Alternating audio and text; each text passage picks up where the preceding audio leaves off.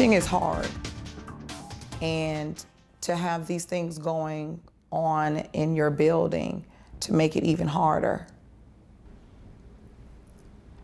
it's discouraging. A Nashville teacher steps forward with new sexual harassment allegations against an Antioch principal. This following an exclusive News Channel 5 investigation.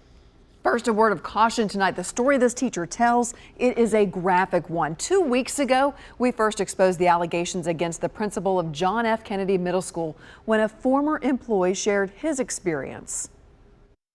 Pretty much, asked me to allow him to give me oral sex. And your reaction was what? Complete disbelief.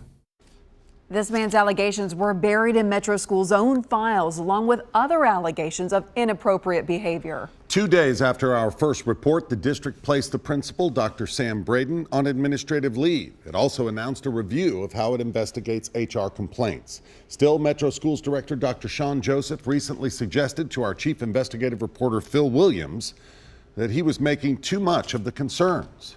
I'll tell you what I don't respect about you, my friend, is that you like to try to create unnecessary narratives on very important topics to try to create this hysteria. You should be ashamed of yourself. But tonight, a veteran teacher says it's time for the district to admit it failed to protect its own employees. She spoke exclusively with our chief investigative reporter, Phil Williams. I'm here today to speak on behalf of everybody that's been a victim of Mr. Braden. Sanji Collins is a 16-year veteran at John F. Kennedy Middle, where, according to a former supervisor, she's one of the school's best teachers. But under her executive principal, Dr. Sam Braden, Collins says she and her colleagues repeatedly experienced comments that made her cringe. Things like, oh, I put my wife's back out last night. Talking about sex. Talking about sex. Just like the stories we found in the district's own past investigations of Braden, Collins describes horrifically inappropriate comments by her former boss. She filed her own complaint back in May, although it wasn't included in the documents provided to News Channel 5 Investigates. He's mentioned he has 9 or 10 inches, or how big his snake is. He has a snake. He's very focused on sex. Yes, it seems lately that's all he talked about.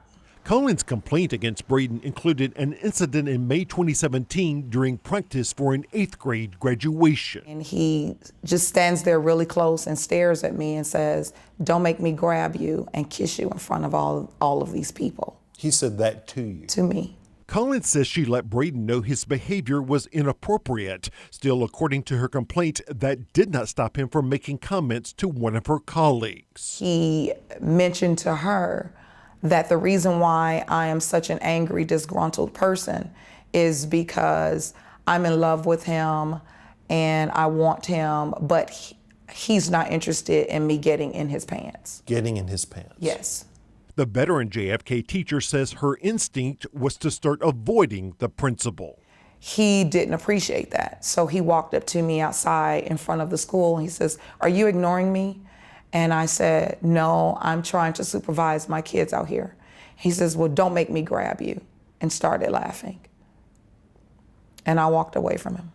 And Collins told HR that when school resumed in August 2017, Braden made a scene during a faculty training session when he grabbed her and hugged her for an extended period.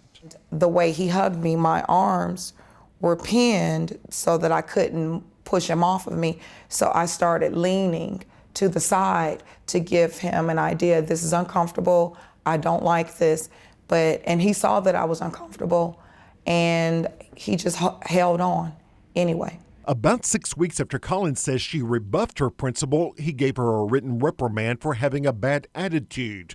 She says she later heard that the suicide of her boyfriend many years before had suddenly become material for Braden's gossiping. Telling them, "Oh, stay away from her. Don't talk to her.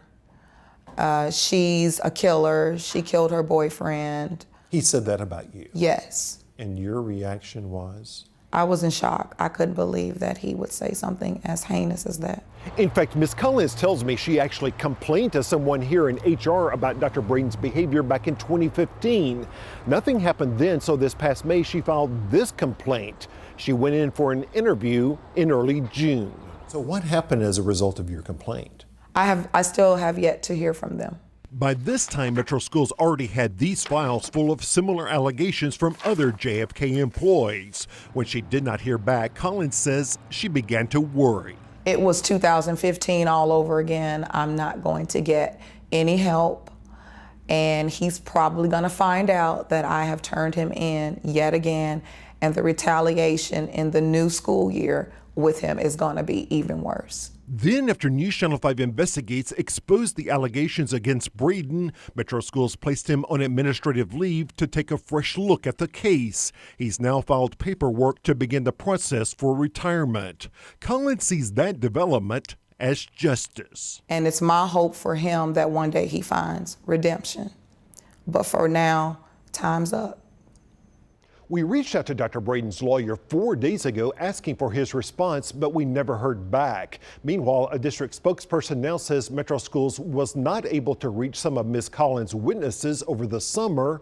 They hope to finally wrap up that investigation sometime in the next 2 weeks. Phil Williams, News Channel 5 Investigates. Ms. Collins also has her own attorney. Gary Blackburn tells Phil he will file a lawsuit against Metro Schools on behalf of several employees in the coming days.